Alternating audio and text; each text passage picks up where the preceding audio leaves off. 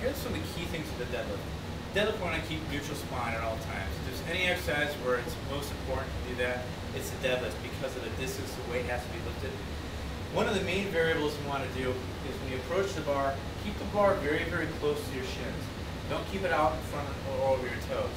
The further the weight is from the spine, the more torque there is on the back. So keep it fairly close. The width of your legs is dependent on the individual, but it's usually going to be a little bit wider in hip width. Your arms can be orientated in what we call a powerlifter's grip. It's an alternate grip, or in a double neutral grip. It's with both palms facing backwards. That really depends on the individual. So when you come down to grab the weight, always keep the spine in neutral. Hold on to the weight. And once you go to lift it, put pressure through your heels so that the path of the bar doesn't deviate forward or back. So the bar should stay in a perfectly vertical path the whole time through. And the way to make sure that happens is that as you get your first lift, your hips rise with the bar, and then as you start coming up, your knees go backwards, and your hips pop forward. So in full motion, this is what it looks like.